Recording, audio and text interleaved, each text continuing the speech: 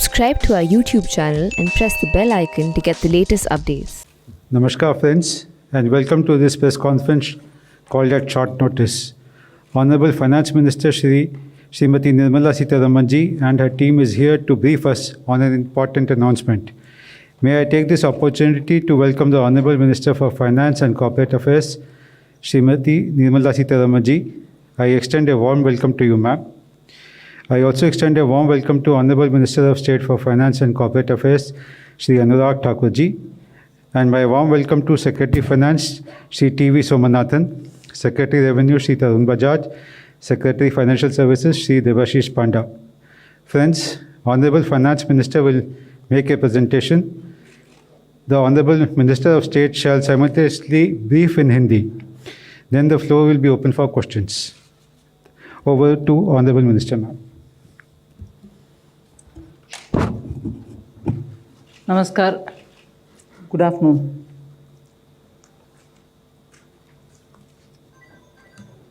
Today, we announce some relief measures. There are about 8 such measures being announced under the category of relief, 4 of which are absolutely new. There is one item which is specific to health infrastructure as the name. So, if 8 items were on economic relief, wherein I said 4 are new, the one item on health infrastructure is also new. There are 8 other items which pertain to growth in general, export, and also related to employees. And in that, 6 are totally new. So with that very brief introduction, I go over to the first slide, which is a totally new item, and that pertains to 2 divisions, but both of which total to 1.1 lakh crore guarantee, which is being given for particularly COVID affected sectors. And in that, health sector with a 50,000 crore cover receives attention for scaling up medical infrastructure. Here, the focus is on 8 non-metropolitan, meaning other than 8 metropolitan cities, the health and medical infrastructure in all other areas, all other towns, tier 2, tier 3 will be focused. So we are not looking at the 8 metropolitan, we are looking at all others. Here the guarantee coverage will be for projects which are totally new, up to 75% coverage, and projects which are only expansion will get 50% coverage. The loan which will be given will be to a maximum amount of 100 crores. This guarantee will last for 3 years, and the interest rate for this health sector is about 7.5. It's capped at 7.95%. And if the focus within this is on aspirational districts, whether it is expansion or for new projects, 75% cover is being provided. And therefore, 7.95 being the interest cap, the top cap being given, considering that without this guarantee, you would have had to pay 10 to 11% interest. If this is for the health sector, we are also extending this to all other sectors, where 60,000 crores is being dedicated for the cover for that. But here the interest cap is at 8.25%. So all other details will be given out in the due course within a short span of time.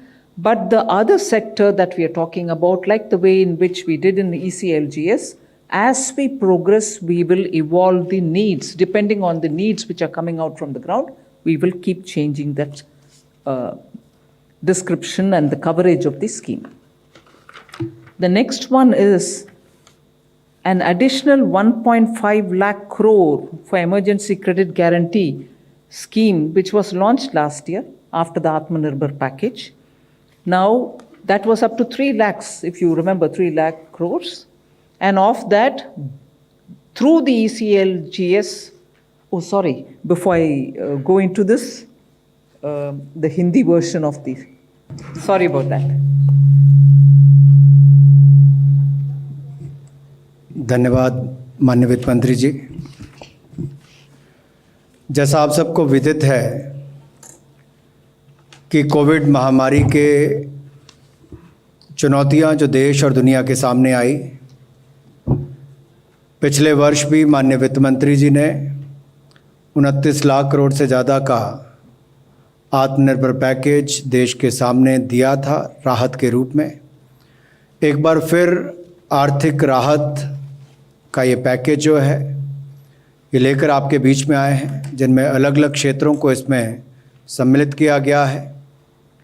पहला एक क्षेत्र ऐसा है जहां पर स्वास्थ्य चिकित्सा की जब बात करते हैं तो उसका बहुत बड़ा महत्व है।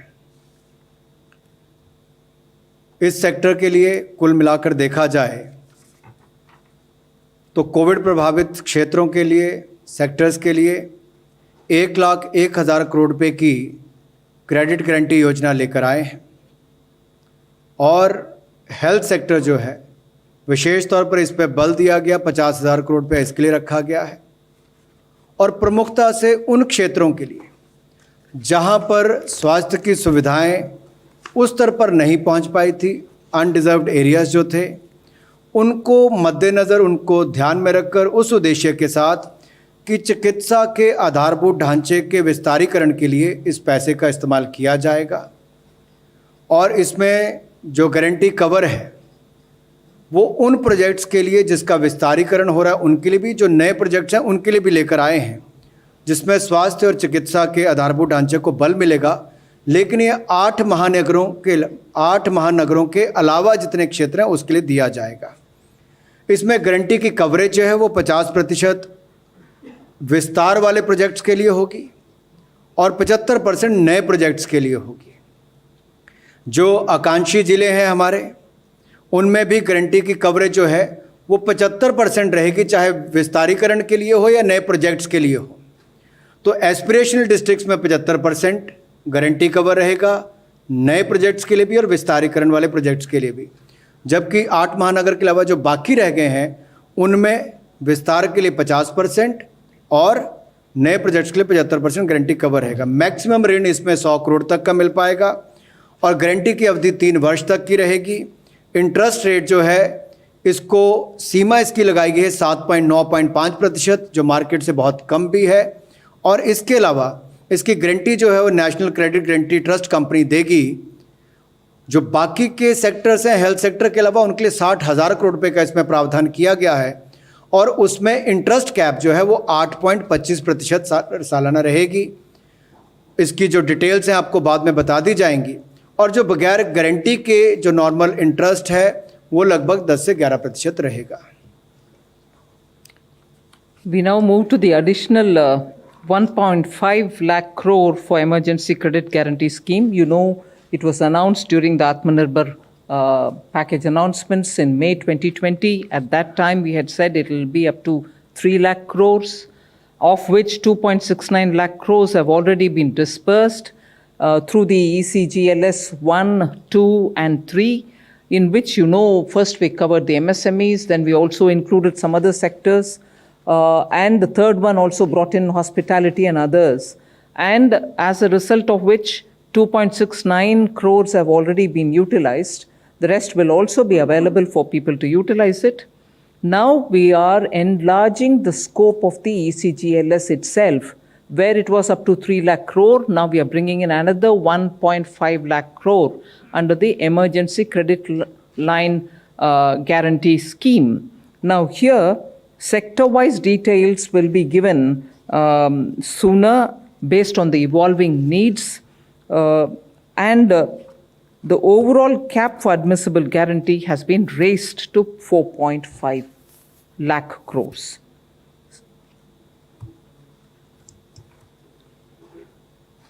पिछली बार भी emergency credit line guarantee scheme, जिसमें कुल मिलाकर 3 लाख करोड़ रुपए का प्रावधान किया गया था, ECLGS 1.0, 2.0, 3.0 के अंतर्गत बहुत सफल रही और कुल मिलाकर 2,69,000 करोड़ रुपया इसके माध्यम से व्यापारियों को, कारोबारियों को दिया गया।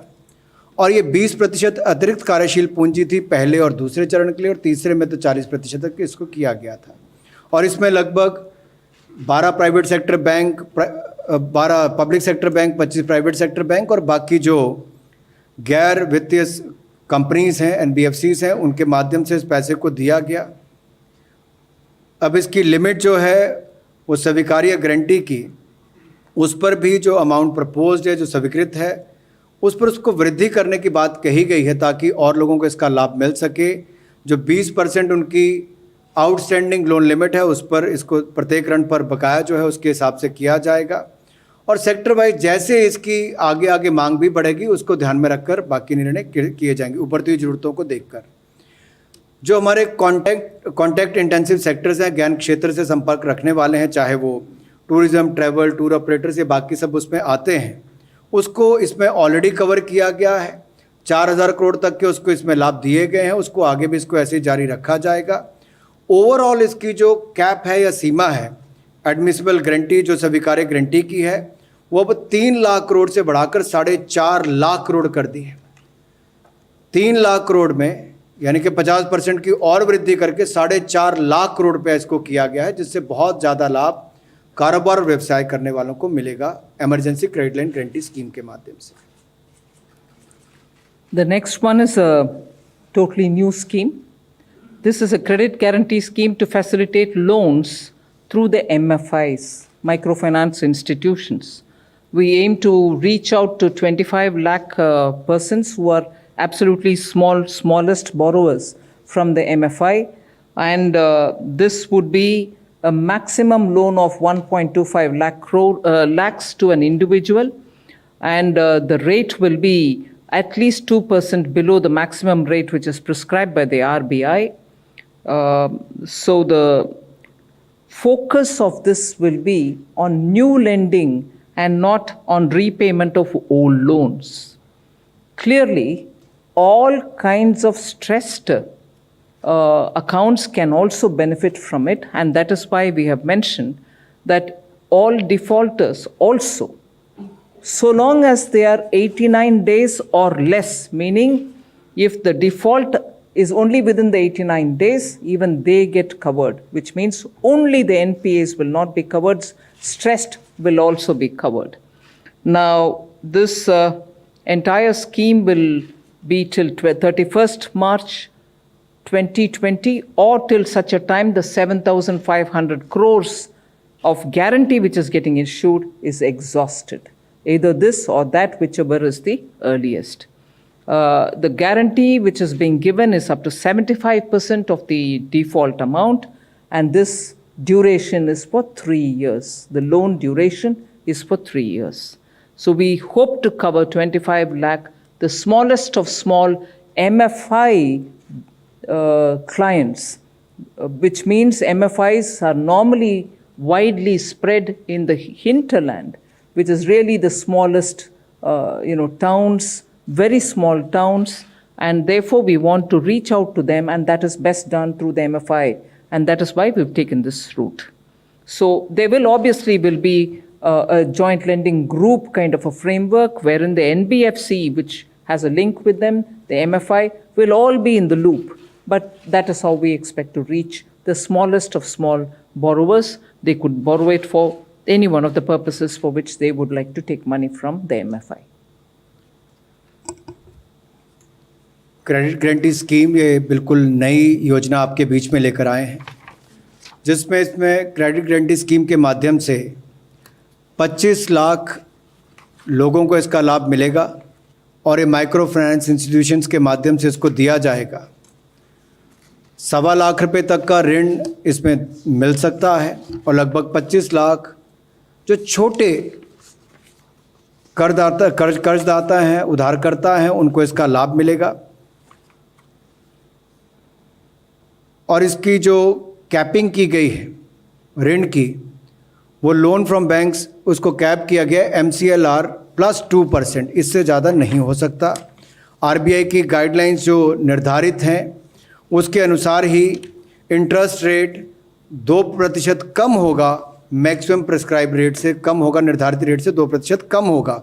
तो इससे भी उधारकर्ताओं को लाभ मिलेगा और इसकी जो समय अवधि है वो 3 वर्ष की होगी। मैक्सिमम लोन जो टेन्योर है इसका समय सीमा मैक्सिमम 3 वर्ष की होगी और 80% सहायता जो है वो माइक्रो फाइनेंस इंस्टीट्यूशंस को वृद्धिशील उधार देने के लिए करनी पड़ेगी, इंक्रीमेंटल लेंडिंग के लिए करनी पड़ेगी, ये उसमें कहा गया है। और ये जो कर उधारकर्ताओं को दिया जाएगा ये बिल्कुल RBI गाइडलाइंस के अनुसार होगा। जैसे लेंडर्स के लिए जो गाइडलाइंस है, बोरोवर्स के लिए जो गाइडलाइन है JLG के अंतर्गत भी, और सीलिंग भी जो हाउस होल्ड पर है उसको भी इनकम, डेट और ये सारी बातें ध्यान में रखकर किया जाएगा। पात्र कौन हो सकते हैं ये एक बड़ा महत्वपूर्ण यहाँ पर है। योग्य लोग कौन होंगे, पात्र कौन होंगे।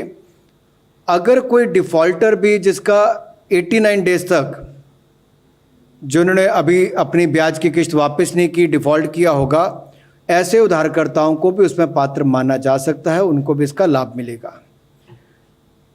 गारंटी इसमें 75% तक दी जाएगी और 3 वर्ष का उसके समय अवधि रहेगी। नेशनल क्रेडिट गारंटी ट्रस्ट के माध्यम से होगी और इसमें कोई गारंटी फ़ी चार्ज नहीं की जाएगी।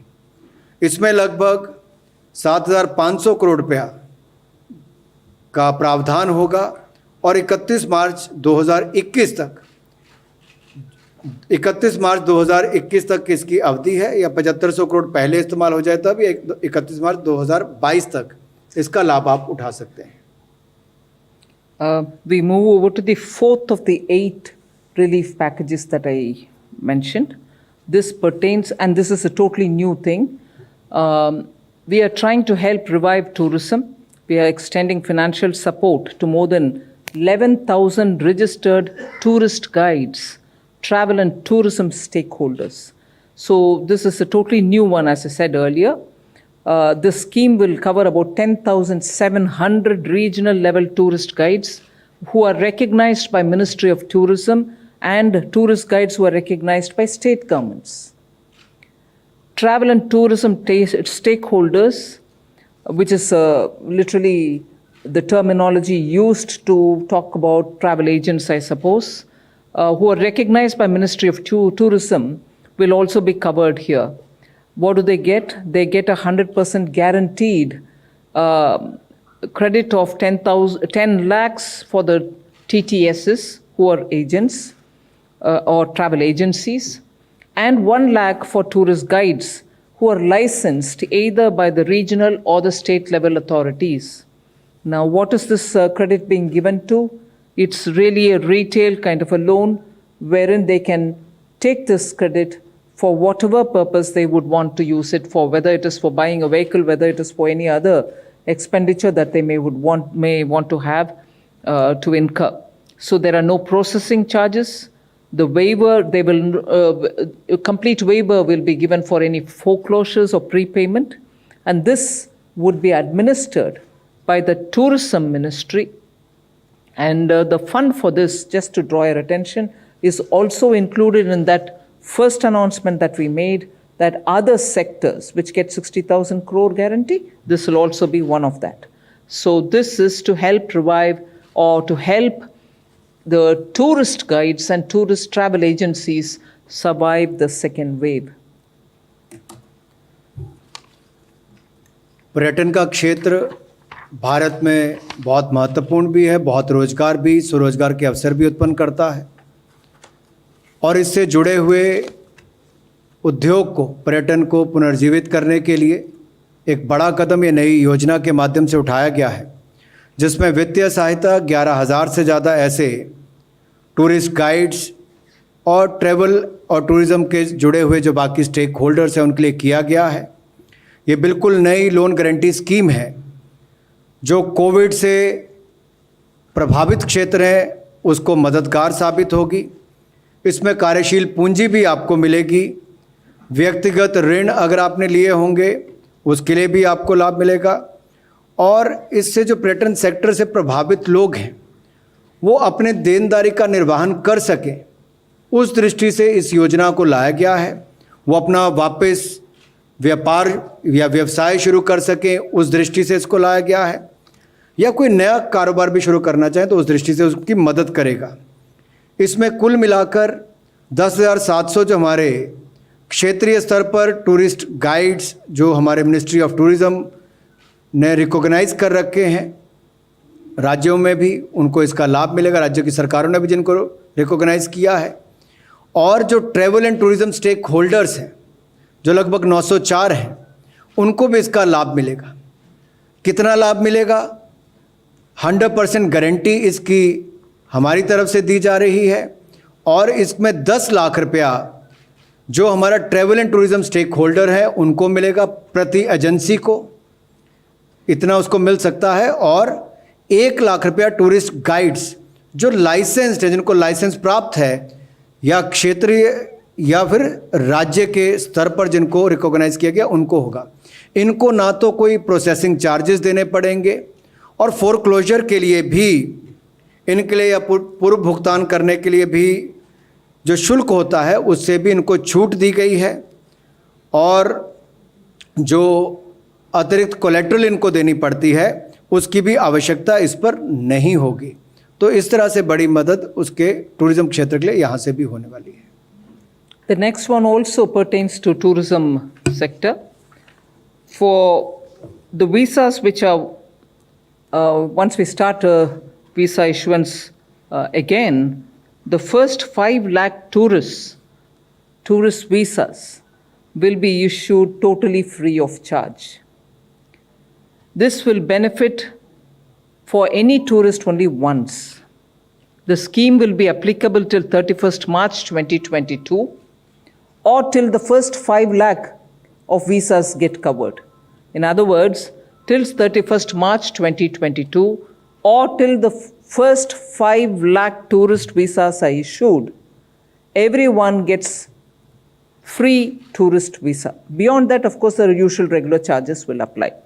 So this, I think, will have a great incentivizing impact on those short-term tourists who come in for just with a month, 1 month visa.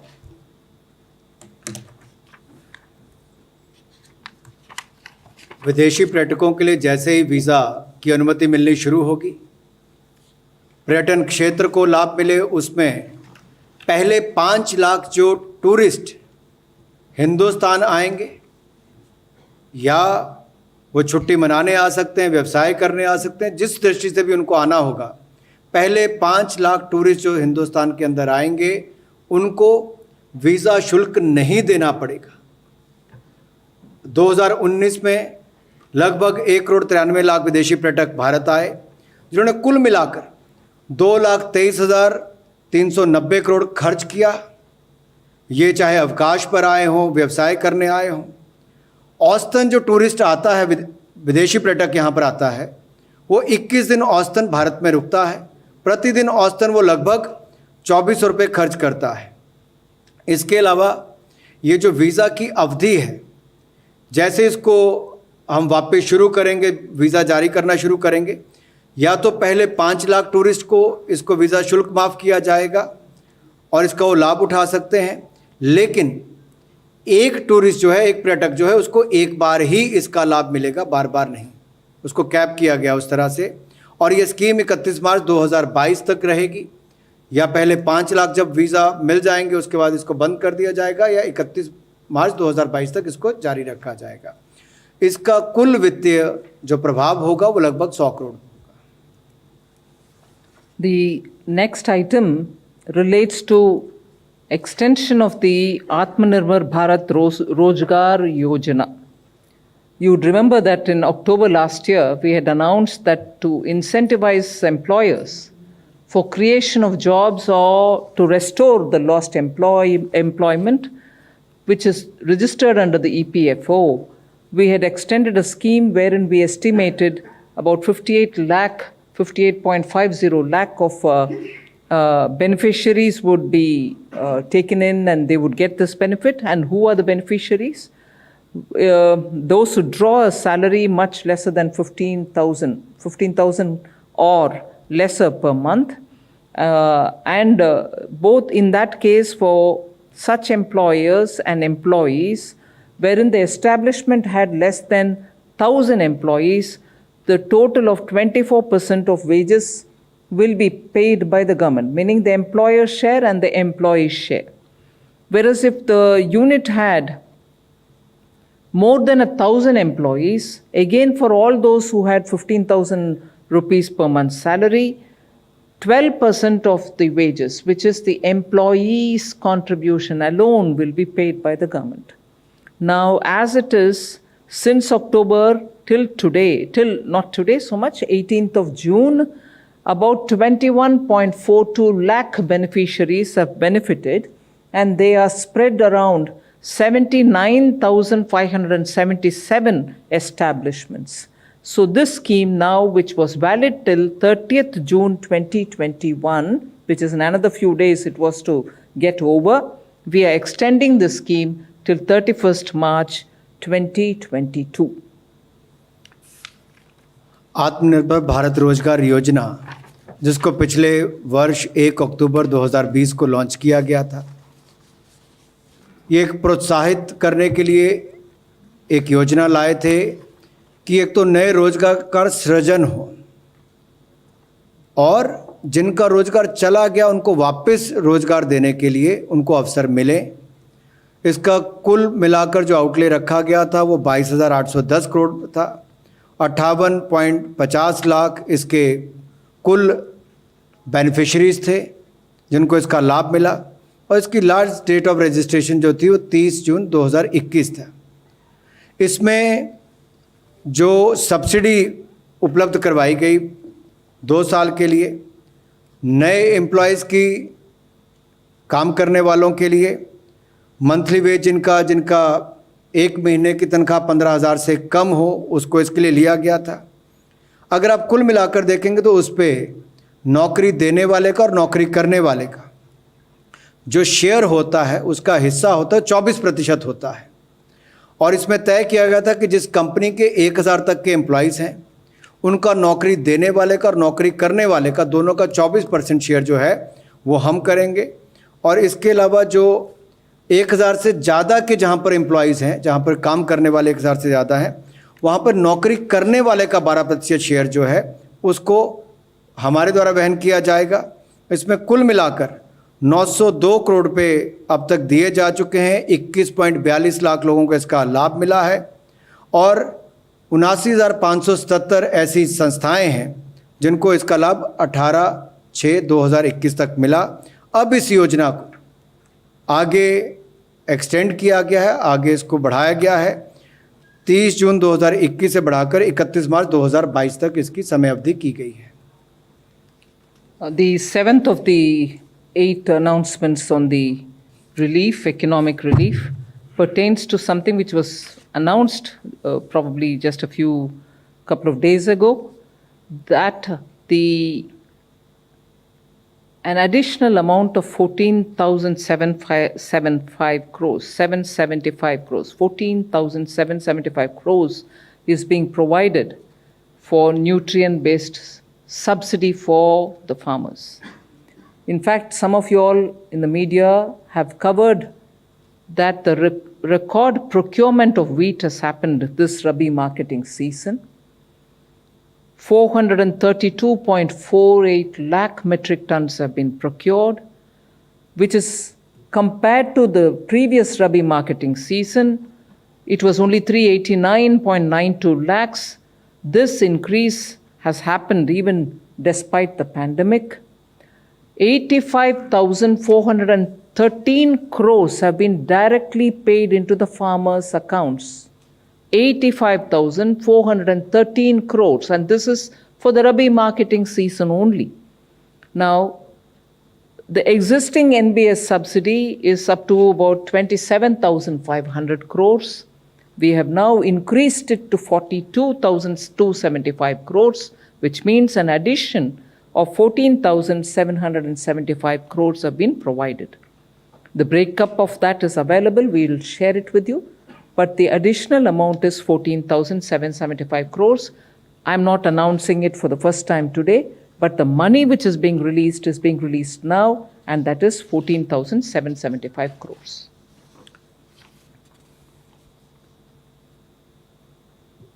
कृषि के क्षेत्र में रबी विपणन सीजन 2020-21 में जहां 399.92 लाख मीट्रिक टन खरीद हुई थी, उसके मुकाबले 2021-22 में रिकॉर्ड रबी विपणन की खरीद हुई। सीज़न अगर देखा जाए, रबी विपणन सीज़न को देखा जाए तो उसमें 432.48 लाख मीट्रिक टन गेहूं की रिकॉर्ड खरीद हुई है। ये अपने आप में दिखाता है कि 2020-21 में 389.92 लाख 399.92 लाख खरीद हुई थी, 399.92 लाख मीट्रिक टन खरीद हुई थी 2020-21 में। तो 21-22 में गेहूं की रिकॉर्ड खरीद 432.48 लाख मीट्रिक टन हुई है। किसानों को इसके लिए 85,413 करोड़ रुपए का भुगतान किया गया है, जो अपने आप में रिकॉर्ड है। इसके अलावा न्यूट्रेंट बेस्ड सब्सिडी जो है उसको भी वित्त वर्ष 2020-21 में जहां पर 27,500 करोड़ का भुगतान किया गया था, इस वित्तीय वर्ष 2021-22 में उसको बढ़ाकर 42,275 करोड़ रुपया किया गया है। पिछले वित्तीय वर्ष 27,500 करोड़ से बढ़ाकर 42,275 करोड़ रुपया किया गया है। अतिरिक्त राशि 14,775 करोड़ रुपये इसमें प्रावधान किया गया है, जिसमें से 9,125 करोड़ एडिशनल सब्सिडी जो है वो डीएपी के लिए है और 5,650 करोड़ रुपये की एडिशनल अतिरिक्त सब्सिडी जो है वो एनपीके बेस्ड कॉम्प्लेक्स फर्टिलाइजर के लिए है। The next one is just recalling something which the Prime Minister announced immediately after the lockdown was made last year, providing the poor with the food grains, Pradhan Mantri Garib Kalyan Anna Yojana. Last year, the scheme was providing grains and some pulses between March to November. Just for the records, because the poor of India should not go without a meal even one day during this pandemic, was the objective with which the Prime Minister immediately announced this program. And therefore, just for the records, last year, this scheme was for 1,33,972 crores. Again this year, because of the second wave and because of the intensity with which the wave hit us, the Prime Minister thought that this year too, this scheme will have to be extended. And again, therefore, in May, this scheme was relaunched. Even then it was clearly made as an announcement saying, free food will be provided, food grains will be provided till November. This year, the estimated financial implication of the 5 kg food grains, which are being, in addition to their PDS entitlements, being given this year, of 5 kgs of food grains, will have a financial implication of 93,869 crores. Again, just for the records, the total financial implication of last year and this year is 2,27,841 crores. पिछले वर्ष आपदा के समय प्रधानमंत्री गरीब कल्याण अन्न योजना की शुरुआत की थी कि इस महामारी और आपदा के समय कोई व्यक्ति भूख के कारण किसी की मृत्यु ना हो, अन्न की कमी ना हो। पिछले वर्ष भी 80 करोड़ लोगों को 8 महीने तक 5 किलो गेहूं, चावल, 1 किलो चना देने का काम किया। तो वहीं पर इस बार भी दूसरी लहर के बाद माननीय प्रधानमंत्री मोदी जी ने ये निर्णय किया कि मई महीने से लेकर दिवाली तक यानी कि नवंबर महीने तक इस साल देश के गरीबों को अन्न की ये योजना जारी रहेगी और इसके माध्यम से जहां पिछले वर्ष 1,33,972 करोड़ रुपया इसके ऊपर खर्च आया था, इस बार भी इसमें गरीब लोगों को ये सुनिश्चित करने के लिए कि उनको अन्न की कमी ना हो, इस योजना को पुनः इसकी शुरुआत की गई है, जिससे ये सुनिश्चित किया जाएगा कि उनको अन्न देश के कोने कोने तक मिल सके। इसमें जो वित्तीय प्रभाव इस वर्ष का होगा वो लगभग 93,869 करोड़ होगा और कुल मिलाकर प्रधानमंत्री गरीब कल्याण अन्न योजना का कुल खर्चा जो गरीबों को मुफ्त में अनाज देने का है वो 2,27,841 करोड़ रुपया होगा। We now move to the announcement on health with a special focus and emphasis on children and pediatric care, pediatric beds being provided. We are now providing 23,220 crores more, only focusing, sharply focusing on, among other things, but primarily focusing on children and pediatric care. This 23,220 crores will be spent in this financial year itself. It will also focus on funding of HR augmentation so that medical students, interns, nurses can also be, brought into helping in such emergencies. ICU beds will be made available. Oxygen supply at the central, district, and sub-district levels will be ensured. And also making sure that equipments and medicines, teleconsultations, and ambulance services, all of that will be taken care of with a primary focus on children. So pediatric care is the emphasis here. Just to recall, last year, 15,000 crore emergency health systems project was brought in, which ended as of March 2021. Through that 15,000 crores, there was a 25-fold increase in COVID dedicated hospitals. We also set up 7,929 COVID health centers, 9,954 COVID care centers, and an increase in oxygen-supported beds by 7.5 times also was facilitated with the 15,000 crores. And there was an increase in isolation beds also by 42 times. There was increase again in ICU beds by 45-fold.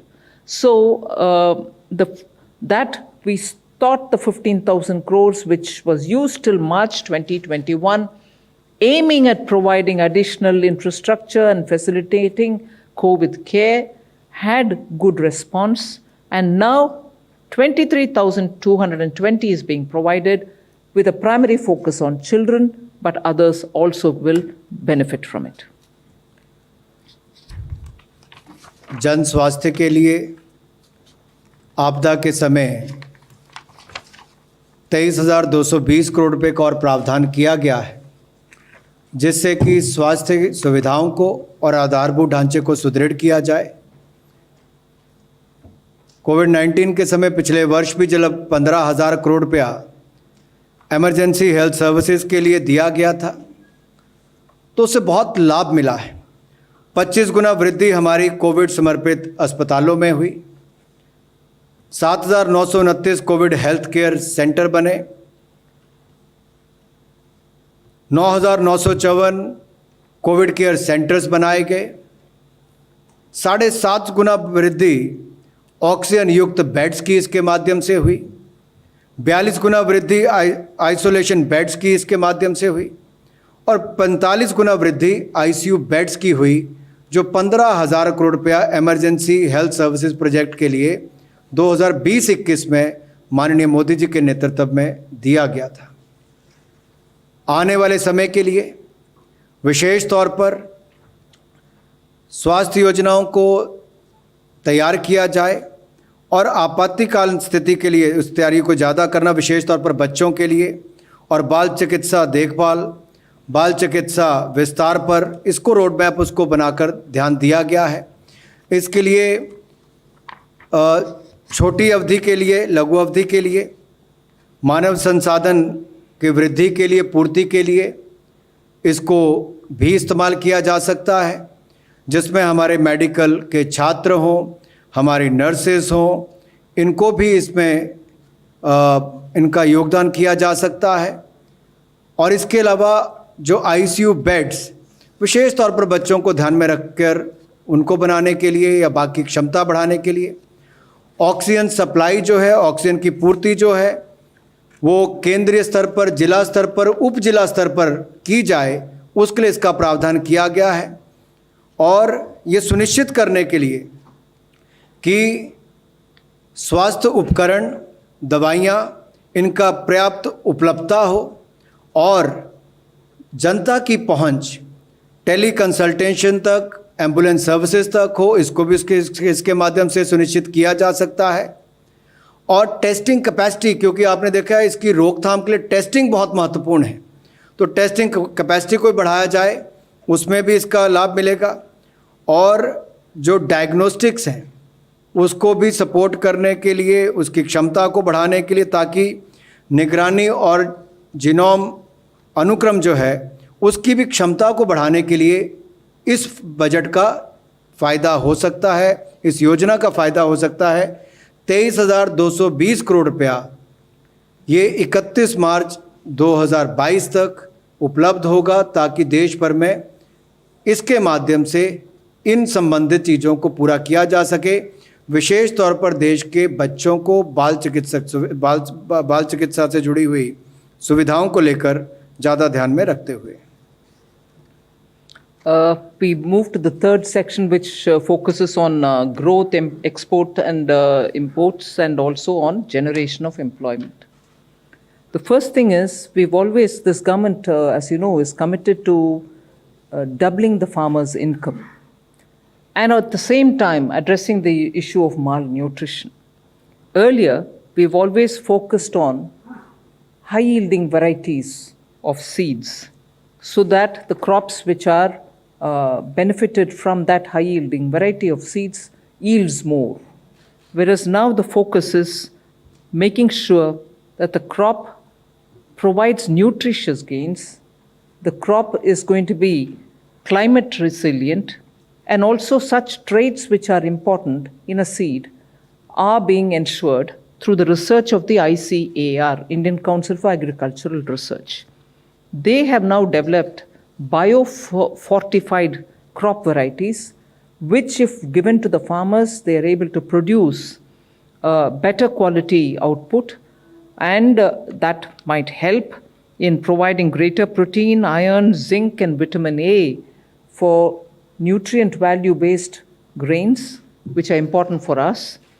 This is now being made available for several crops, 21 of them: rice, peas, millet, maize, soya bean, quinoa, buckwheat, winged beans, pigeon pea, and sorghum. All of them have been developed by the ICAR, and this will come of great help for the farmers. And end of the day, the grains that you get will be of nutrient value without having to add supplementary biofortification, which you do additionally. Now the grain itself yields such varieties. So this is being promoted, and this I'm making it as an announcement here because this is going to make an impact on farmers' income as much as giving us better grains. कुपोषण से लड़ाई के लिए जहां एक और पोषण अभियान माननीय प्रधानमंत्री मोदी जी ने चलाया है, ताकि देश की वर्तमान पीढ़ी और आने वाली पीढ़ियां कुपोषण मुक्त हो सके, स्वस्थ हों, तंदुरुस्त हों। इसके साथ साथ किसानों की आय को दुगना करने के लिए भी लगातार प्रयास जारी रहते हैं, और जलवायु की जो चुनौतियां हैं उनसे लड़ने के लिए भी, और ऐसी किस्में तैयार करने के लिए जिसमें विशेष गुण हो और विशेष तौर पर जिसमें पोषक तत्व हों, इसका ज़्यादा ध्यान रखा गया है, ताकि जो कमी देखी जाती थी प्रोटीन की, आयरन की, जिंक की, विटामिन ए की, इन सब की पूर्ति भी हो सके। हमारी आज के बच्चे, आने वाले बच्चे, आज की पीढ़ी, आने वाली पीढ़ियाँ कुपोषण मुक्त हो सकें।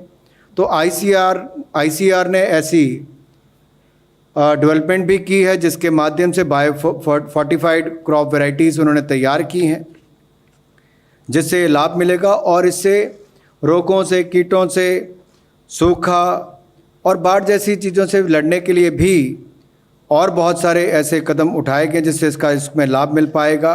मैकेनिकल हार्वेस्टिंग को भी इसमें डेवलपमेंट की गई है। इसके अलावा जो 21 वैरायटीज़ हैं अलग अलग तरह के अनाज की, वो भी देश को डेडिकेट करने के लिए एक बड़ा कदम है। और मुझे लगता है एक महत्वपूर्ण घोषणा आज माननीय वित्त मंत्री जी ने इसकी की है, जिससे एक और तो हमारे किसानों की आय बढ़ने की संभावनाएं पैदा होंगी, दूसरी ओर देश के बच्चों को कुपोषण से मुक्ति मिलेगी और न्यूट्रिशन डाइट, पोषक तत्व जिसमें होंगे वैसे ज़्यादा देश के लोगों को मिल सके, इसका लाभ भी मिलेगा। We next move over to a very critical institution for the northeastern agricultural development. Again, aiming at farmers and farmers' income, the Northeastern Regional Agricultural Marketing Corporation, which is in short normally called as NERA-MAC.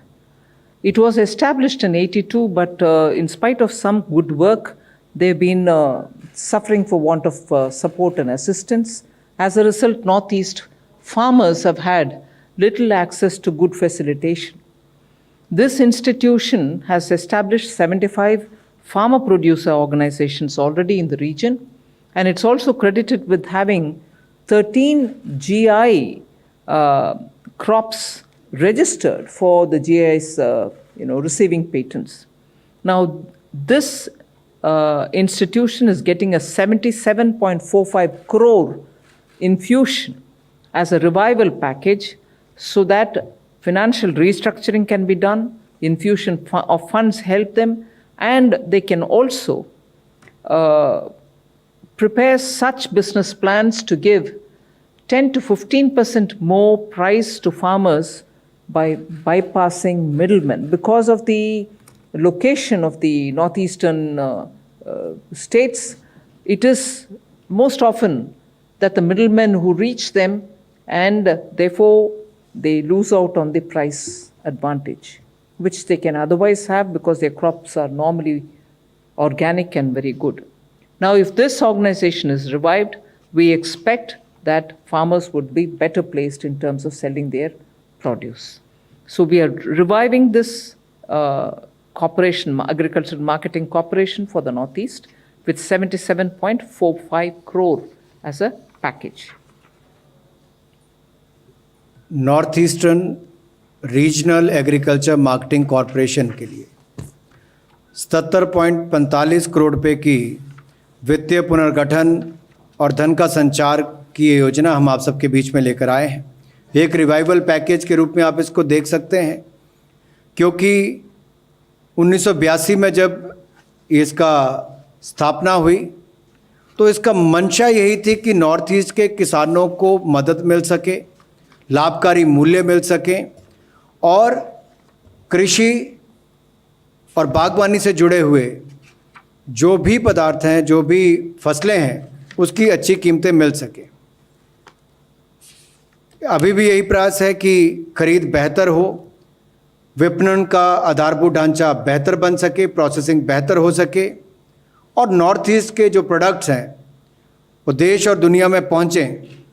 तो 75 farmer producer organisation, farmer producer companies जो registered हुई हैं NERA MAC के साथ, उन्होंने 13 GI crops जो है वो भी नॉर्थ ईस्ट में रजिस्टर करवाई हैं और एक बिजनेस प्लान,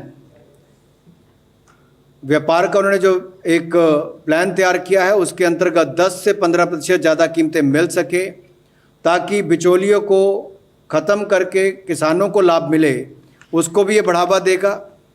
और क्षमता निर्माण और एकत्रीकरण के लिए भी और मार्केटिंग करने के लिए भी और टेक्नोलॉजी का सदुपयोग करने के लिए भी इसका रोड मैप इसमें तैयार किया गया है ताकि जैविक खेती हो और बाकी जो सुविधाएं एक व्यवसाय करने वाले को, एंटरप्रेन्योर को चाहिए होती हैं, वो भी हम नॉर्थ ईस्टर्न सेंटर के माध्यम से इसके कर सके।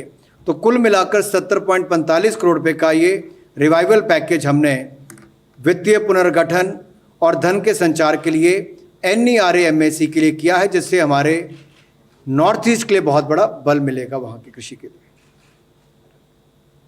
The next one is for extending support to the National Export Insurance Account, which shall now give greater cover. It shall underwrite additionally to the extent of 33,000 crores for all project exports. You know, India is doing very well in terms of project exports. In most of the African countries and countries in the Middle East, Indian project exports are doing very well. They need a greater support through the insurance covers. The cover which is being credit cover which is being provided by Exim Bank for project exports will now additionally benefit for the next 5 years with this underwriting which they can undertake for an additional 33,000 crores of project exports. So this is being given in order to immediately ramp up India's capacity to extend project exports and to give them enough cover. निर्यात को बढ़ावा देने के लिए 33,000 करोड़ रुपए का ये project लाए हैं, जिसमें export through national export insurance account NEIA के माध्यम से हो, क्योंकि NEIA ट्रस्ट जो है वो बढ़ावा देता है मध्यम एवं लंबी अवधि के लिए जो निर्यात किया जाता है, जो ऐसे एक्सपोर्ट के निर्यात के जो प्रोजेक्ट्स हैं, जो जोखिम कवर है उसके विस्तार के लिए, ताकि और एक्सपोर्ट बढ़ सके और वहीं पर एक्सपोर्टर्स को भी इसका लाभ मिल सके। तो इसके माध्यम से ये जो कवर है, इसके एग्जिम बैंक हो या बायर्स क्रेडिट की जब हम बात करते हैं तो उसमें उधार योग्य या उधार लेने वाले जो बॉयर्स हमारे हैं उनकी परियोजना को भी इसमें बल मिलेगा। और कुल मिलाकर हमारे इस NEIA ट्रस्ट के माध्यम से 211 प्रोजेक्ट्स को 52,860 करोड़ रुपया 52 देशों में एक्सपोर्ट करने के लिए 63 अलग अलग इंडियन प्रोजेक्ट एक्सपोर्टर्स के माध्यम से जो 31 मार्च 2021 तक मिला है, ये हमने मदद अब तक की है। आने वाले समय के लिए हम ये प्रावधान कर रहे हैं, प्रपोज भी कर रहे हैं कि अतिरिक्त कॉर्पस जो है इसमें मिले, जो अगले 5 सालों तक इसको अलाउ किया जाए, जिसमें अंडर राइट करे, जिसमें अतिरिक्त इसमें क्षमता हो 33,000 करोड़ रुपये निर्यात के प्रोजेक्ट्स के लिए। The next is also aimed at providing export insurance cover, and this time it is for merchandise exports. The previous one was for project exports. This is for merchandise exports, wherein a support of about 30% of the merchandise export can be given. We are infusing enough equity into the Export Credit Guarantee Corporation, which actually promotes exports by providing credit insurance services. This will now provide, this equity infusion from us will provide such leverage over the next 5 years for the ECGC to be able to provide insurance cover for up to 88,000 crores. So the equity infusion by the government will help them to be able to leverage it to the extent of providing coverage for 88,000 crores of merchandise exports. निर्यात को बढ़ावा देने के लिए credit बीमा सेवा ECGC के माध्यम से उपलब्ध होती है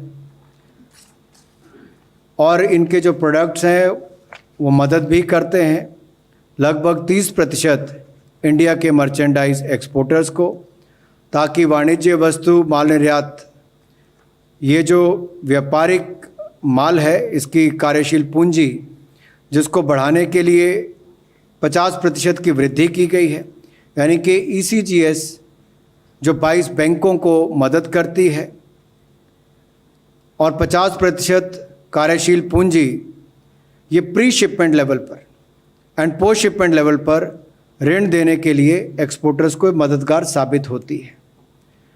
ECGC का जो क्षमता है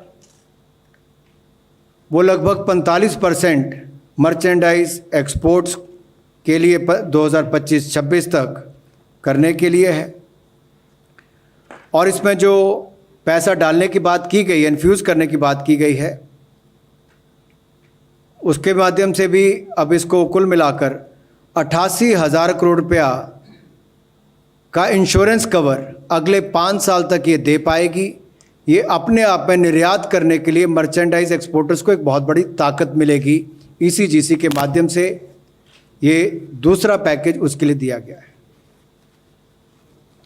We move next to the Digital India, wherein you are aware that Honorable Prime Minister on 15th August Independence Day address in 2020 had mentioned that broadband connectivity will be available for all the Gram Panchayats in the next 1,000 days. There are a total of 250,000 Gram Panchayats in India.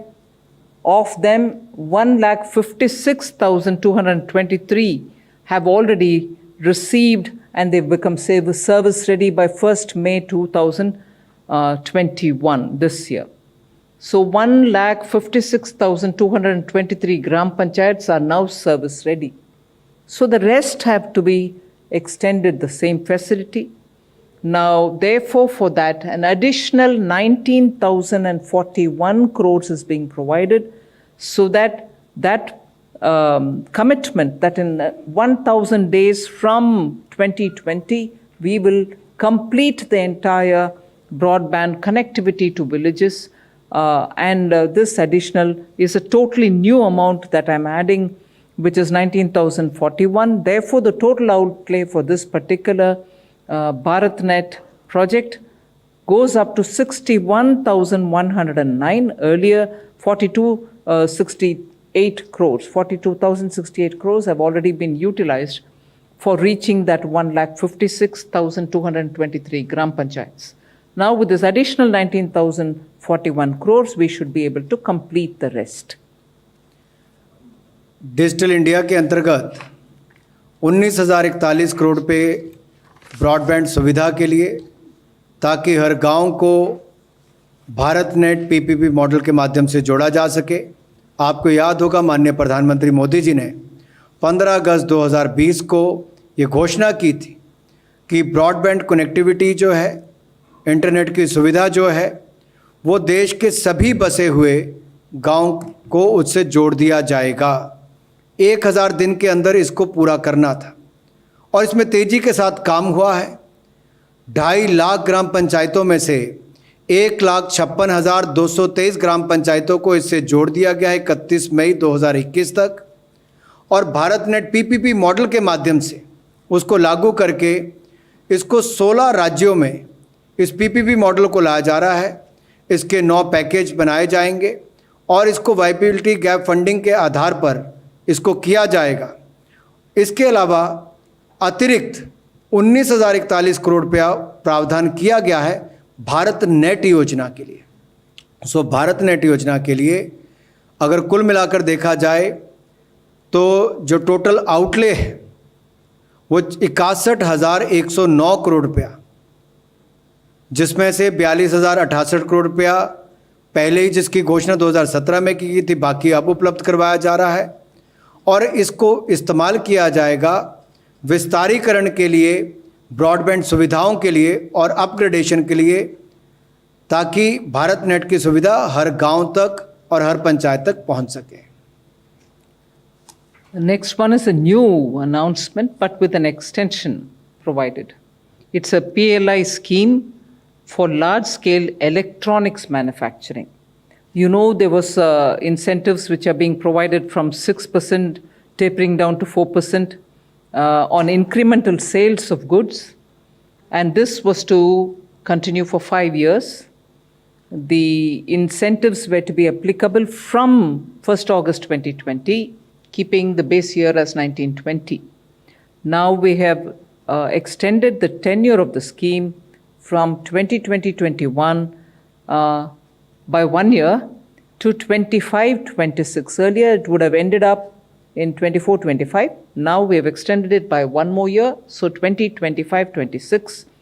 And for those who had investments made even in 2021, they will also get counted in this, because we have given them the option of choosing any 5 years for meeting their production targets under the scheme. So it is open backwards in a way for those who have come in earlier into the scheme, and also continues for the next 5 years. So this is for large-scale electronics manufacturing. The companies which were not able to achieve the targets within the given time had very many legitimate reasons, and therefore the extension has come in. The reasons are given in the explanatory notes with which you will get the press release. बड़े स्तर पर electronic के निर्माण के लिए जो production link incentive scheme थी, उसके टेन्योर को एक्सटेंशन दी जा रही है। इस योजना के अंतर्गत प्रोत्साहन दिया जाता था कि 6% से 4% तक जो वृद्धिशील बिक्री होगी माल की, उस पर इंसेंटिव थे और लक्ष्य खंड उस पर निर्धारित किए गए थे कि क्या क्या होंगे, और इसमें 5 साल की अवधि थी। इंसेंटिव जो थे वो 1 अगस्त 2020 से इसको लिया गया था, और बेस ईयर इसमें 2019-20 को माना गया था। आपदा के कारण इसमें थोड़ी दिक्कत भी आई, बाधित हुआ, नए प्लांट्स लगना, काम शुरू करना, वीज़ा की रिस्ट्रिक्शंस, सप्लाई चेन की रिस्ट्रिक्शंस भी हुई, आपूर्ति श्रृंखला के कारण भी दिक्कतें आई हैं। और ये सब दिक्कतों को देखते हुए जो विलंब हुआ है इनको स्थापित करने के लिए, इनके निर्माण करने के लिए, तो उसमें भारत सरकार ने निर्णय लिया है कि इस स्कीम का जो टेन्योर है, जो 2020-21 से प्रपोज था, जो लॉन्च 2020-21 से होनी थी, अब उसको 1 साल के लिए और एक्सटेंड किया गया। अब उसको 25-26 तक की समय अवधि तक गिना जाएगा। कुल 5 साल की अवधि है, और इसमें उनको तय करना है, कंपनियों को जो निर्माता हैं, कि कौन से 5 साल उनको प्रोडक्शन के लेने हैं, और उनको योग्य माना जाएगा इन्वेस्टमेंट्स को जो 2020-21 से आई हैं। The next one is about the budget announcement, but because we are executing now, I would like to bring in the picture. This is about revamping the reforms-based power sector, result-linked power distribution scheme for financial assistance to DISCOMs. It will help in infrastructure creation and upgradation of systems. We expect to have smart meters, 25 crores of them to be brought in, 10,000 feeders, 4 lakh kilometers of LT overhead, and therefore it is one of the major reforms where state-specific intervention is being planned, and there will not be a one-size-fits-all. The total allocation for this is 3,03,058, of which the central share is 97,631 crores. You remember that during the last year's Atmanirbhar announcements, we had also made states wanting to borrow more were given that little nudge and incentive, saying you may borrow additionally for 4 years up to 0.5% of the gross state domestic product, GSDP, subject to carrying out certain specific power sector reforms. This is part of it, but now the scheme gets included because of ongoing work which is undertaken by IPDS, DDUGY, Deen Dayal Upadhyaya Gram, DDGJY. I'm unable to explain it in full. The expanse, Deen Dayal Upadhyaya Grama Jyoti Yojana, that's right, and Saubhagya Yojana. So this is one of the major steps, and the amount which is being announced is also big. Reform-based result-linked power distribution scheme 3.3 lakh crore रुपए की यहाँ पर आज announce की जा रही है।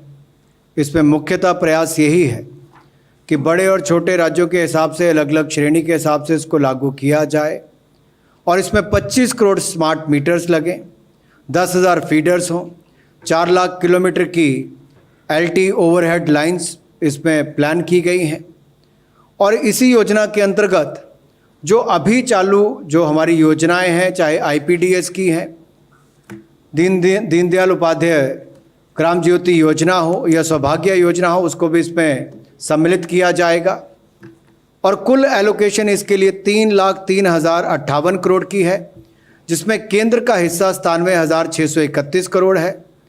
आपको याद होगा हमने राज्यों को पहले ही आधा प्रतिशत उनके GSDP का लेने के लिए पहले ही अनुमति दी है, जिसमें लगभग 1,05,864 करोड़ रुपया वित्तीय वर्ष 2021-22 के लिए बनता है।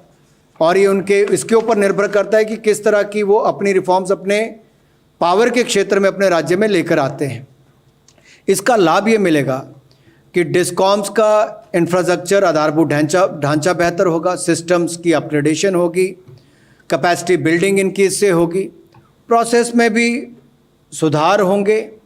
और जैसा हमने देखा UPI भीम ऐप आई, जनधन, आधार और मोबाइल ट्रिनिटी के माध्यम से पारदर्शिता आई और सिस्टम में जो लीकेजेस थी उसको रोका गया, देश के लाखों करोड़ बचे। इस सेक्टर में भी एक बहुत बड़ा बदलाव, ये आधारभूत ढांचा के सुधार में ये रिफॉर्म्स लाकर अच्छी सिस्टम्स बिल्ड करके अपग्रेडेशन करके इसमें बहुत बड़ा सुधार राज्यों में आ सकता है। उनके आय भी बढ़ेगी, सिस्टम्स भी पहले से बेहतर बनेंगे। इस दृष्टि से इस योजना को लाया गया है। I come to the last, after which you will have the financial statement as always, which is customary now. So the last announcement is about a new streamlined process of PPP projects and asset monetization. You know, the current process was long and it involved multiple levels of approval for the PPP. So now we are coming up with a new policy which is formulated for appraisal and approval for proposals and monetization of core infrastructure, including those which are through InvITs. So the aim is to have a speedy clearance of projects so that the private sector's efficiencies are brought in, and this is something which will help in the budget proposal that we'll move ahead with asset monetization, and therefore with the policy base that is being provided now, we expect to quickly go on a very clearly stated objective. PPP projects और asset monetization के लिए समय कम लगे उसके लिए कुछ निर्णय किए गए हैं, क्योंकि अभी का जो सिस्टम है, जो प्रोसेस है, उसमें अनुमोदन के लिए विशेष तौर पर सरकारी निजी कंपनी भागीदारी के लिए PPP मॉडल्स के लिए बहुत लंबा भी है और विभिन्न स्तर पर इसकी अनुमति या अप्रूवल्स भी चाहिए होती हैं। नई पॉलिसी के माध्यम से मूल्यांकन जो है और मंजूरी जो है वो PPP प्रपोजल्स के लिए या उनके मुद्रीकरण के लिए, मोनेटाइजेशन के लिए, जो हमारा मुख्य आधारभूत ढांचा है उसके एसेट मोनेटाइजेशन के लिए इसको थोड़ा इनविट्स का मैकेनिज़्म इस्तेमाल किया जाएगा। उनमें से एक इनविट्स का हो सकता है ताकि इसको सूत्रीकरण भी किया जा सके, इसको जल्द मोनेटाइज करने में लाभ भी मिल सके और इसका कुल मिलाकर प्राइवेट सेक्टर की जो क्षमता है, योग्यता है फाइनेंसिंग करने की, प्रोजेक्ट्स को चलाने की, मैनेजमेंट की, उसका भी लाभ लिया जा सके और प्रोजेक्ट्स की जल्दी मंजूरी हो और उसको अनुमोदन भी जल्द हो सके, उसके लिए ही ये बदलाव किए गए हैं। इससे एसेट मोनेटाइजेशन को भी बल मिलेगा और पीपीपी प्रोजेक्ट्स को लागू करने में और करने में भी ज़्यादा सुविधाएं मिलेंगी. So the next will be the financial details, which is in a tabular form, self-explanatory. We'll quickly show the 3 or 4 slides on it with no commentaries from my side. Once you've seen that, we can have the question answers. So that's the first one. You will certainly get a copy of it yourself.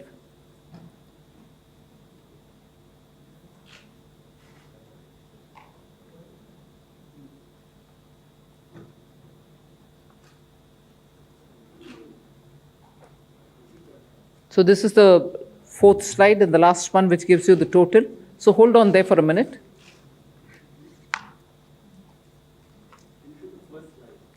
Can you repeat the slides again, please? Yes, this is the first one.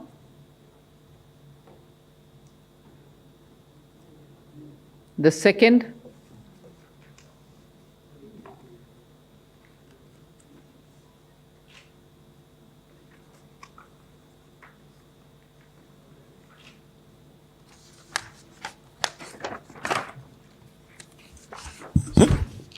Thank you so much, ma'am. We'll take some questions now. Number 9.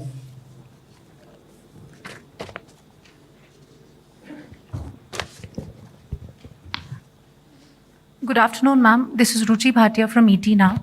I just have a small question on the last announcement that you made with respect to new streamlined process for PPP projects and asset monetization. What is the new process going to look like, and how are we shortening it or streamlining it?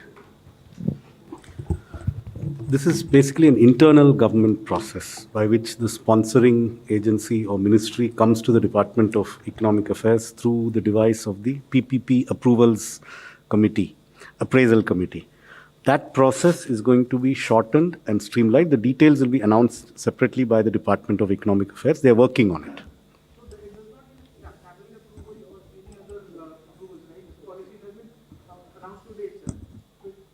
No. The policy is under preparation. Yes. Yes. Yes. Yes. Okay, number 45.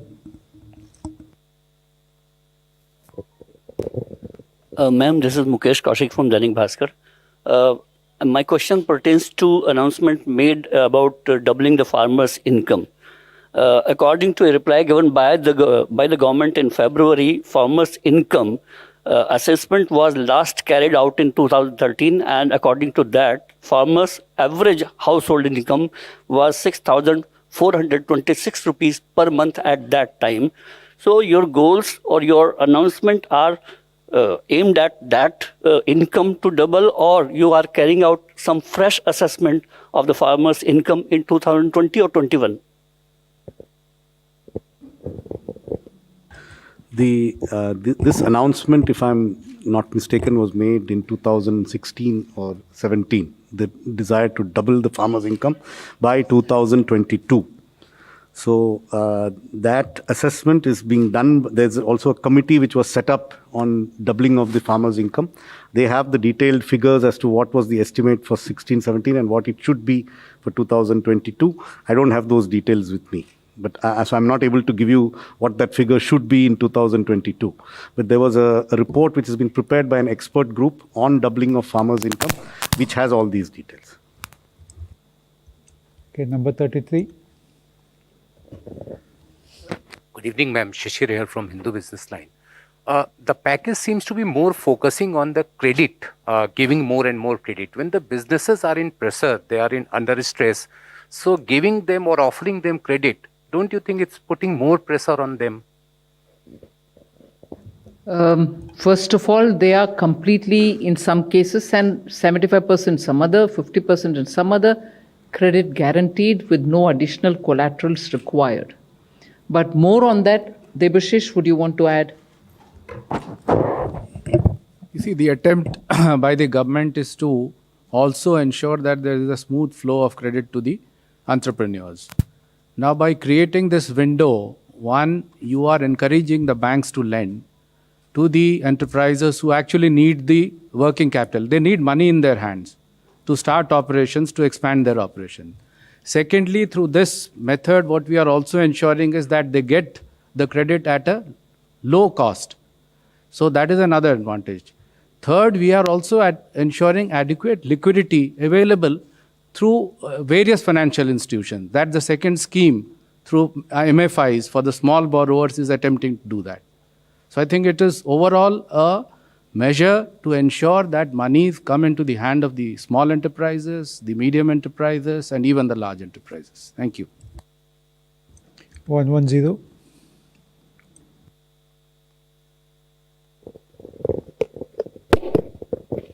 Good afternoon, ma'am. Sapna here from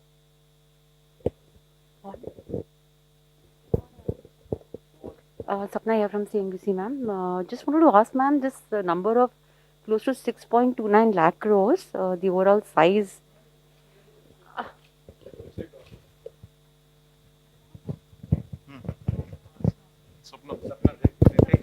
Hello. Sorry, ma'am. Ma'am, this number of 6.29 lakh crores, I mean, the size of the fiscal size, or rather the fiscal cost of the package, ma'am. Ma'am, as pointed out by others also, like most of it is the guarantee scheme, which of course was, expected and required. So what would be the actual cash outgo? Because also the fertilizer thing, you're right, ma'am, earlier government has announced that. And PMGKAY also, like that's a big number, but that has also been announced earlier. So what will be the actual outgo, ma'am? That's one. And ma'am, there's also a lot of buzz on bank privatization. So can we hear anything from you on this, ma'am, after your budget announcement? Today, the announcement that I'm making is all that I'm answering questions on. There are very important questions that you're asking me, like the one on the farmers, doubling of farmers' income. We'll come back to you with greater details if you want, but although the Secretary has partly answered that question. Now, we have clearly given out what this implies in terms of the financials. I remember even when we announced Atmanirbhar Bharat, there were questions about what is this emergency liquidity credit guarantee. You're just giving a guarantee, and that. So when it reaches the ground, it actually reaches and makes a difference. It is that which I want to play upon. And surely you are also monitoring it on the ground. You saw how the emergency credit guarantee scheme worked in favor of the micro, small, medium industries. Number 10. I'm Timsi Jaipuria from CNBC TV 18. Two questions. Firstly, regarding the credit guarantee scheme, how many individuals and how many businesses till now have taken this benefit? If we can get the total number. And secondly, your proposal on health sector, by when do you think the proposal, because it said it will focus on children and pediatrics, by when will this actually we get to see on the ground? Because the third wave talks about children and excessive need towards strengthening the pediatric care in the country, which is just like another 2-3 weeks, 4 weeks, or 6 weeks. We don't know. I'll ask Secretary DFS Debashish Panda to explain on the numbers under the emergency liquidity credit guarantee, and of course Somanathan can come in. So I'm very happy to inform you that more than 1 crore 10 lakh enterprises have benefited through the ECLGS 1.0, 2.0, 3.0, and now the 4.0 is already there. Moreover, the corpus has now been enhanced, and we hope, it's a window open so for all. So the existing borrowers, they can avail through the existing windows, and as we go along, as ma'am has just mentioned, it will be also, depending on the stress visible in the sectors, it will be opened up. Thank you. One thing which is very important, sorry I came in between, is the design of the scheme itself was such that the bank shall not choose as to which one should get and which should not. It was up to the client to say whether he wants that or not. So the right to refuse this benefit which is being given was with the customer, with the beneficiary, with the MSME, and not with the bank. So there was no element of discretion. absolutely another feature which ma'am just explained. It was an opt-out facility, which means that otherwise it is presumed that you want this money and it was put into their account. The amount, 1 crore 10 lakh beneficiaries, more than that, is about 2,73,000 crores as on date.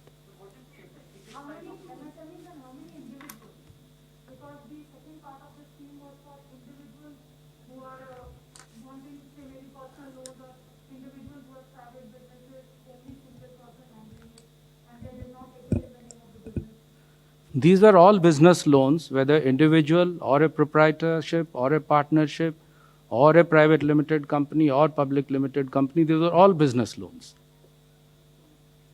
Yeah. Just 1 minute. 1 minute. On the question on health, so there are two parts to what was announced today. One is a credit scheme for health infrastructure. Obviously, that will not have anything to do with the next 2 to 3 months. That is for the establishment of new health infrastructure outside the 8 metropolitan cities. That is a credit guarantee scheme. But the other 23,220 crores is available to Ministry of Health from immediately. It is part of this year's budget spending. It's available to Ministry of Health as a centrally sponsored scheme to be distributed to states and to be used in the National Health Mission mode. So there's already a National Health Mission. This will be additional funding for a new set of outputs, which is available immediately. So this is available immediately. The pace of expenditure will depend on how quickly states are able to do what needs to be done. We are ensuring that funding is not a constraint. Yes, Shishir. Disbursed, if I know right? That is No, the that cover. is the total That is the sanction cover. amount, and more than 2,10,000 crores have already been disbursed. And the disbursal, actually, it is like a CC limit when you sanction. Then the party or the borrower draws it from time to time. So he's got the clearance so that he can plan his businesses accordingly. 104? No, other way. Sanction and disbursement is too long. Debashish, would you please repeat it? Yes. The total amount of sanctions is 2,73,000 crores, and the total amount that has been disbursed is 2,10,000 crores. 104? Ma'am, just wanted to check with you and your team about the growth projections, because during the budget. Sunil, just a minute. You're always much ahead of all of us. Let's finish with the announcements today. 38. Ma'am, मैं Aamir news nation से। मेरे 2 सवाल हैं ma'am. पहला तो ये कि जो टूरिस्ट वीज़ा के लिए आपने बोला है, वो टूरिस्ट वीज़ा के लिए वो कब से उसकी शुरुआत होगी और कब तक उसकी स्कीम एंड होगी? और कोरोना के टाइम पे क्या ये टूरिस्ट वीज़ा फ्री वीज़ा देना और प्रमोट करना एक तरह से, क्या ये सही है, सही टाइम है इसके लिए? और दूसरा मैम सवाल है कि देश में इस समय सबसे ज़्यादा परेशानी है पेट्रोल डीजल की कीमतों को लेके। डीजल की कीमतें 100 रुपये प्रति लीटर पार पहुंच चुकी हैं, जिससे फार्मर्स भी परेशान हैं। उससे कहीं ना कहीं कमोडिटीज़ के जो रेट हैं वो धीरे धीरे बढ़ते जा रहे हैं। इसके लिए सरकार क्या कर रही है, क्या कदम उठा रही है? पहले मैं वीसा के ऊपर बात करें, और दूसरा, जैसे मैंने फार्मर्स का इनकम डबलिंग का विषय बोले, वैसे आज का पैकेज से हट कर के जो जितने भी विषय है उसके ऊपर अलग से आकर बात करेंगे। Somnathan or anybody who wants to speak on the visa? Yeah. The assumption that nobody will want to travel abroad during the next 9 months of this financial year, maybe you're making that assumption. We are not making that assumption. We are assuming that there may be people who wish to travel, and that visa fees are internationally acknowledged as one of those tipping points. Nobody decides to go to a country based on the visa fee, but it is one of the things that influences some to go to one country instead of another country. So this is a request that has come from the tourism industry, saying that this could be an important lever by which we could regain some of our international tourists. And you asked about the duration. It is till 31st March 2022, or till 5 lakh visas are issued, whichever is earlier.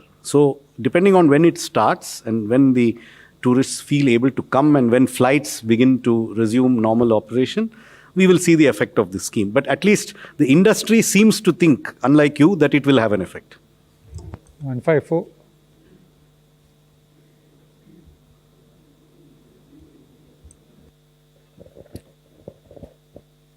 Ma'am, this is Krishan Tripathi from ETV Bharat.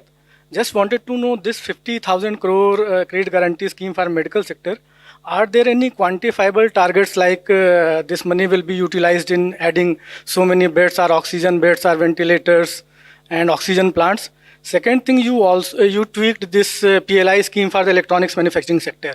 In the second wave, we saw that there was a acute shortage of the medicines like remdesivir and others. And there is a PLI scheme for boosting API production and others that we import from China.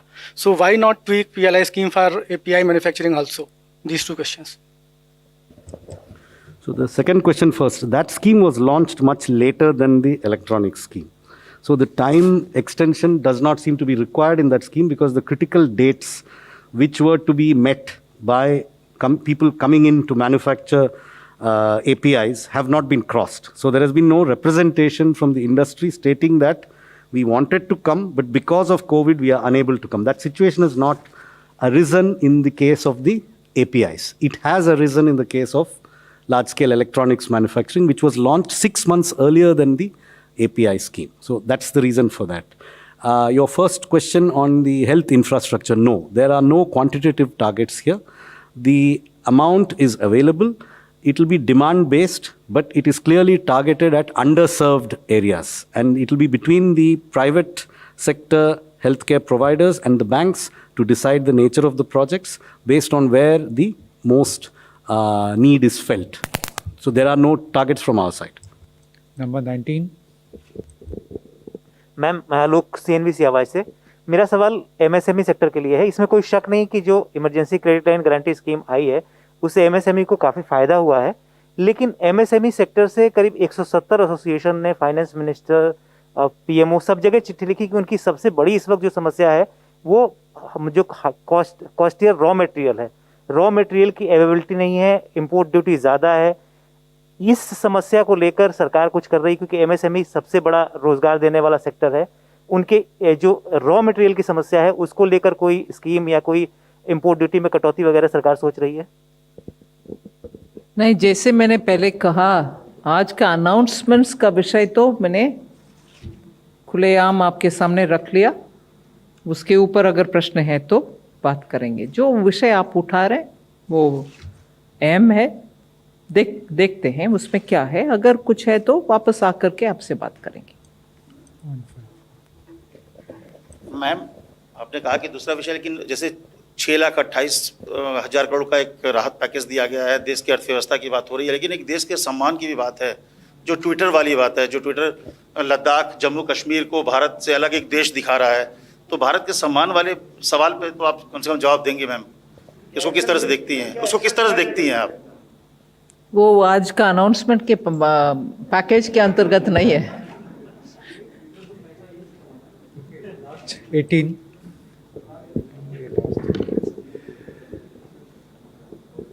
Ma'am, मैं शैलेश यादव हूँ ANI से। Ma'am, एक तो जो announcement आपने करा है जिसमें हेल्थ सेक्टर को 50,000 करोड़ रुपए का क्रेडिट आप लोगों ने दिया है। एक अनाउंसमेंट मैम 23,200 करोड़ रुपए का था जिसमें हेल्थ की प्रिपेयर्डनेस को लेकर दिया गया है। ये क्या उसी में शामिल है, ये अलग से दिया गया है? That 60,000. No, they are totally different. The 60,000 is credit from banks to private hospitals. It's not 60, it is 50. 50,000 is credit from banks to private hospitals to expand existing facilities or create new facilities in any place outside the 8 metropolitan cities. That is one scheme. The 23,220 is a government-funded public health scheme for the public health facilities. It's a centrally sponsored scheme, 15,000 crores from the center, which will fund public infrastructure and has nothing to do with the loan credit scheme. They are two different things. This 23,220 is a government scheme. Ma'am, दूसरा सवाल था कि पिछली बार moratorium दिया गया था, तो क्या इस बार इस तरह की कोई ज़रूरत महसूस नहीं की गई? आज का पैकेज के विषय तो आपके सामने है जी। इसके ऊपर जितने भी प्रश्न पूछना है पूछिए। Thank you. With your permission, ma'am, I'll close the press conference. Just one clarification on the power. There was a question on, I think there was a slide on the power sector scheme. Just to clarify, the 0.5% for 4 years is starting from this year. Last year, there was 0.25% of GDP for power reforms. Just wanted to clarify. This year, it is 0.5 for this year and the next 4 years. Thank you, ma'am. Friends, we close the press conference now. Thank you, everybody.